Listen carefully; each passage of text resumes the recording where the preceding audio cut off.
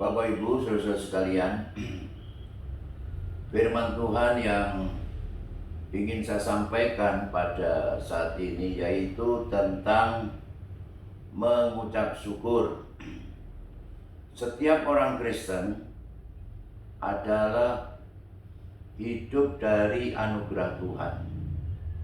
Itu sebabnya tidak ada satu hal yang dibanggakan dalam hidup ini selain mengucap syukur atas segala anugerah Tuhan itu. Mari kita membaca dari Kolose pasal 2 ayat 6 dan 7 mengatakan, kamu telah menerima Kristus Yesus Tuhan kita. Karena itu hendaklah hidupmu tetap di dalam Dia. Hendaklah kamu berakar di dalam Dia dan dibangun di atas Dia. Hendaklah kamu bertambah teguh di dalam iman yang telah diajarkan kepadamu, dan hendaklah hatimu melimpah dengan syukur. Tidak dikatakan di sini bahwa kita mengucap syukur itu karena sukses, karena kaya raya, karena berpangkat tinggi dan berkuasa, terkenal dan termasyhur, dan sebagainya. Tetapi dikatakan kamu telah menerima Kristus Yesus. Jadi menerima Yesus, memiliki Yesus dan keselamatan itu melebihi dari segala-galanya.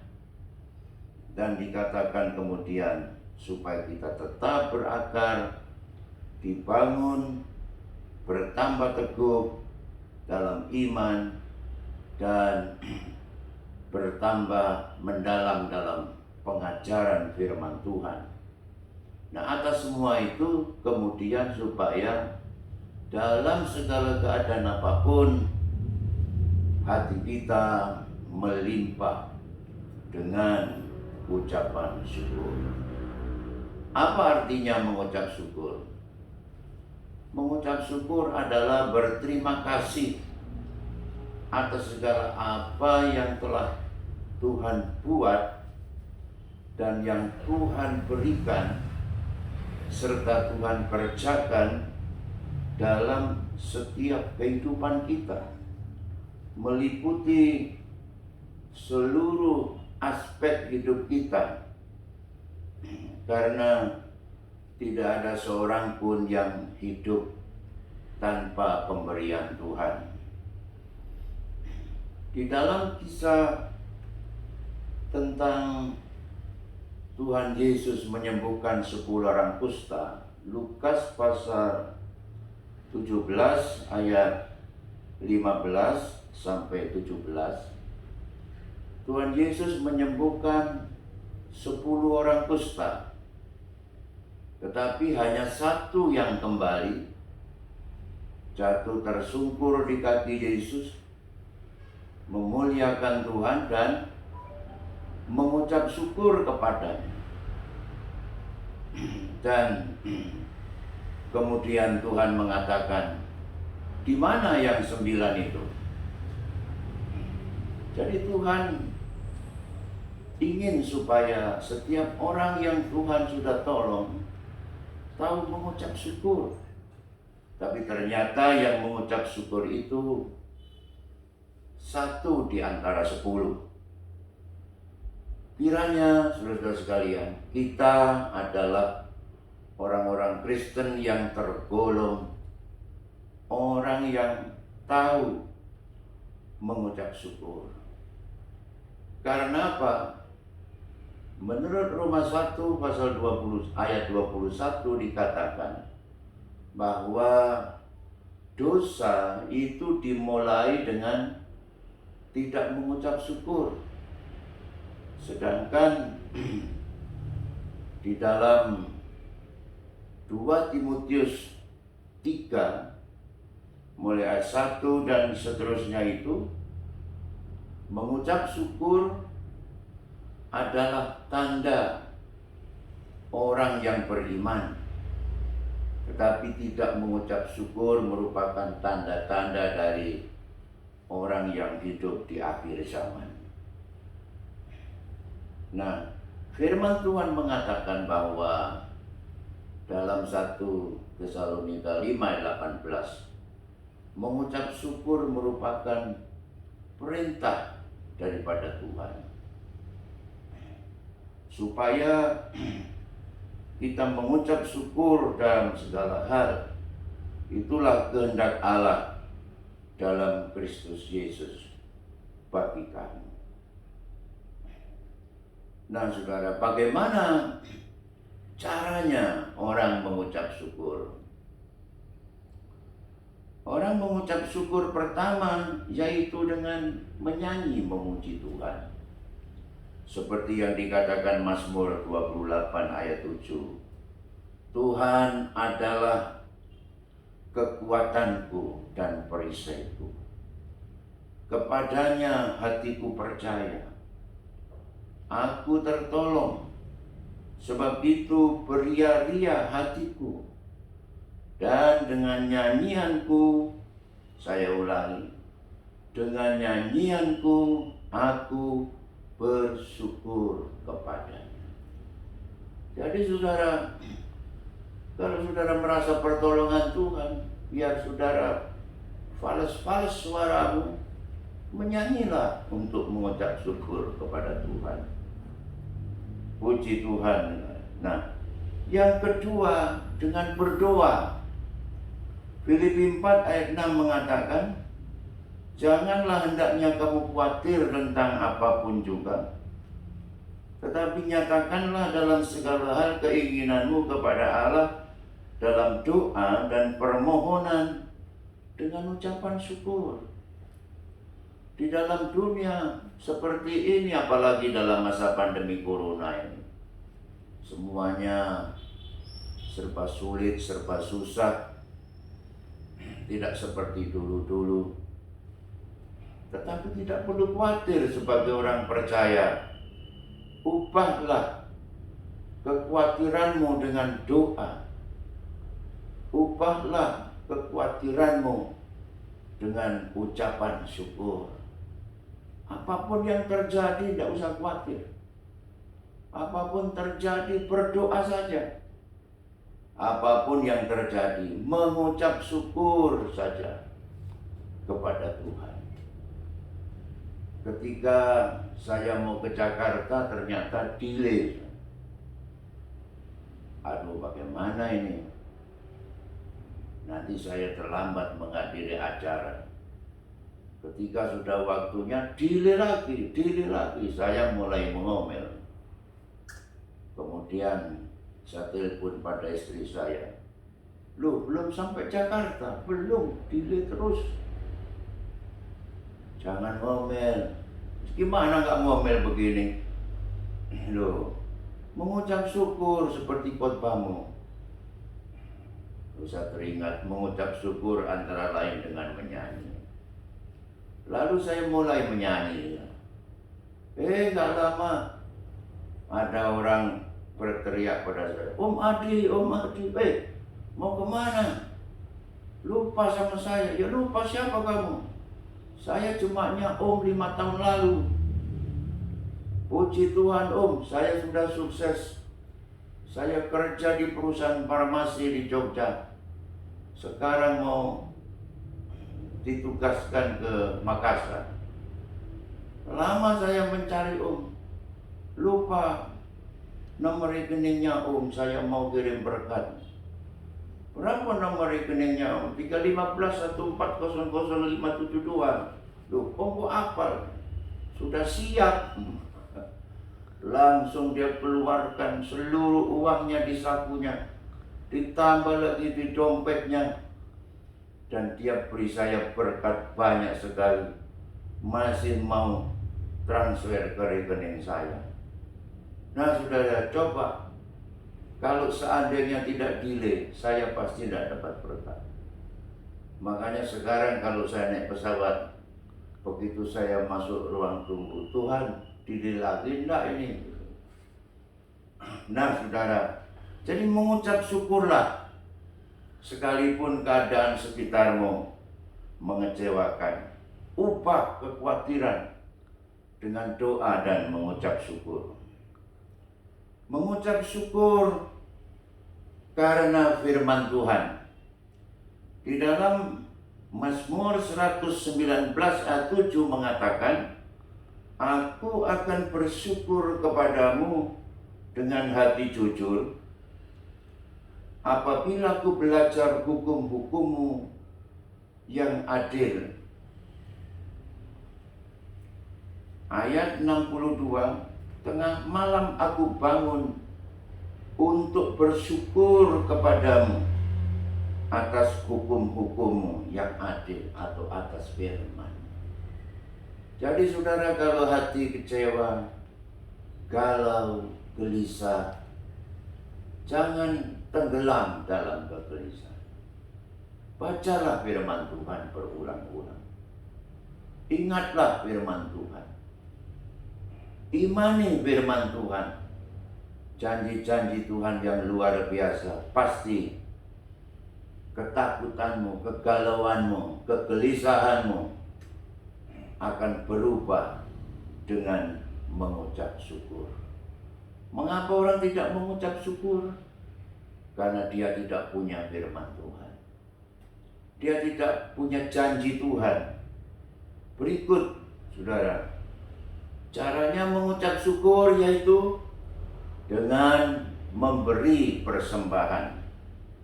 Kitab Yunus pasal 2 ayat 9 mengatakan, tetapi aku dengan ucapan syukur akan kupersembahkan korban kepadamu. Apa yang kunasarkan akan kubayar. Keselamatan adalah dari Allah. Saudara, Nabi Yunus dalam perut ikan dia berdoa. Doanya seperti ini. Kalau dia keluar dari perut ikan, Tuhan tolong dan selamatkan, maka dengan ucapan syukur dia akan mempersembahkan korban. Mengucap syukur itu berterima kasih. Terima kasih itu artinya terima, kemudian kasih. Nah, itu ucapan terima kasih.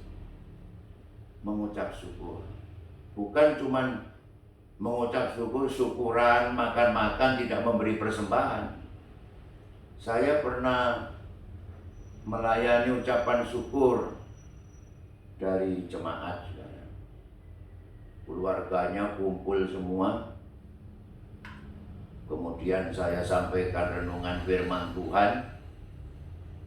Sesudah mendoakan opanya ini, usia 70 tahun, masuk rumah sakit, tidak mati tetapi sembuh, maka mengadakan syukuran keluarga. Begitu amin berdoa, semua keluarga menyerbu meja makan yang tidak terlalu besar. Langsung makanan ini habis tanpa sisa. Kemudian anaknya itu bilang, loh bagaimana ini om? Lupa ini, om pendeta kok belum makan. Kalau begitu diceplokin dok ya om. Dalam hati saya, dokmu. Kemudian saudara, saya pulang pamit. Aduh maaf ya om tidak sempat makan. Sudah begitu tidak diamplopin lagi. Bayangin saudara ya. Itu namanya tidak mengucap syukur. Makan-makan sendiri itu. Mengucap syukur yang keliru itu. Mengucap syukur adalah memberi persembahan. Jadi saudara, kalau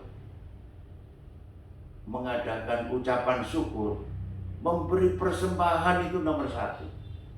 Apakah ulang tahun, apakah pernikahan, apakah sembuh dari sakit, dan sebagainya. Haleluya.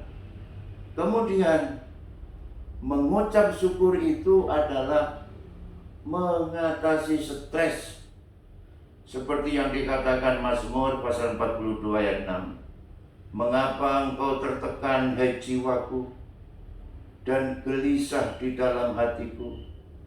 Berharaplah kepada Allah, sebab aku akan bersyukur lagi kepadanya, penolongku dan Allahku. Jadi kalau saudara sedang mengalami stres hari-hari ini karena apapun, sekarang banyak orang stres dan tidak bisa tidur, makan tak enak, tidur tak nyenyak, selalu gelisah. Caranya bagaimana? Alkitab mengatakan, mengucap syukur. Ubahlah stresmu dengan mengucap syukur. Karena apa? Sebab Tuhan adalah penolong kita. Kalau Tuhan yang menolong, apa yang Tuhan tidak bisa tolong? Apa saja Tuhan bisa tolong. Karena tidak ada yang mustahil bagi Tuhan. Nah, beberapa hal yang disyukuri adalah banyak sekali untuk mengucap syukur. Bangun di pagi hari, masih bisa buka mata, masih hidup dan bernafas. Kita mempunyai istri, anak-anak yang baik, sahabat-sahabat yang dekat dengan kita, sahabat-sahabat yang baik dengan kita. Tuhan selalu memberikan sesuatu yang indah dalam hati kita. Tuhan memberikan orang tua yang baik, ya, dan Tuhan masih memelihara kehidupan kita. Terlalu banyak di dalam hidup ini hal-hal yang mengecewakan, tapi lebih banyak lagi apa yang Tuhan berikan yang luar biasa, yang kita syukuri, tidak pernah ada habis-habisnya. Dan jangan menuruti untuk mengeluh dengan beberapa hal ini. Misalnya jalan macet, tidak ada tempat parkir, rumah yang kotor, kemudian orang yang ugal-ugalan di jalan, dan tidak ada teman yang kirim kabar kepada saudara, tidak perhatikan. Kenapa kecewa dengan hal seperti itu? Karena kita mempunyai Tuhan yang sangat peduli dengan kita. Puji Tuhan.